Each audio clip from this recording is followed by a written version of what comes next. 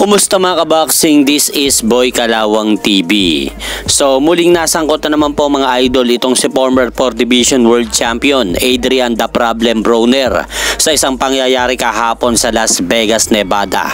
Matapos nga pong sabihin ng isang boxing fans sa World Boxing News na pinatunayan niya na narinig niya sa isang lugar sa Las Vegas kung saan nandun nga po si Adrian Broner at inalok daw ito ng mga boxing fans itong si Broner na magpa-picture sa kanya upang i-post nila sa kanilang Instagram account ang larawan ng naturang boksingero. Pero sa halip daw mga idol na pagbigyan ni Adrian Broner ang kahilingan ng mga boxing fans na gustong magpakuha ng larawan sa kanya, ay sinabi daw ni Adrian Broner mga idol na papayag lang daw ito magpakuha ng larawan sa kanila kung ililibre daw siya ng inumin at babayaran siya ng mga ito ng nagkakahalaga ng $350 dahil daw sikat siya na boksingero. At sa kabilang balita naman mga idol, naitanong nga po ng mga vlogger sa interview kay former WBA at IBF World Super Bantamweight Champion Marlon The Nightmare Tapales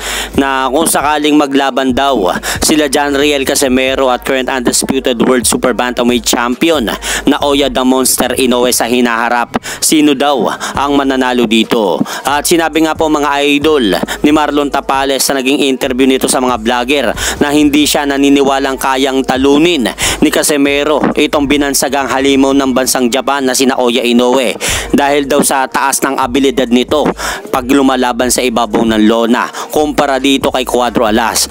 Talagang napakalayo daw ng dalawa kaya hindi daw naniniwala si Marlon Tapales na sapat na ang kakayahan ni John Riel Casimero upang talunin sina Oya Inoue. At eto nga po mga idol, pakinggan po natin yung sinabi ni Marlon Tapales sa naging interview nito sa mga vlogger. Ate si John Riel Casimero.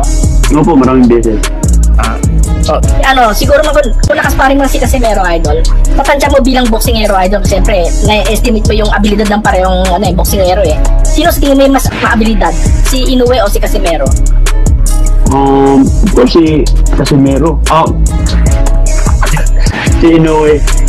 Si Inoue. Bakit idol? Ano yung pagkakaiba nilang dalawa? Malaki yung pagkakaiba nilang dalawa. Kasi si Inoue disiplina. Saka basta malaki yung pagkakaiba ng dalawa. Sobrang laki.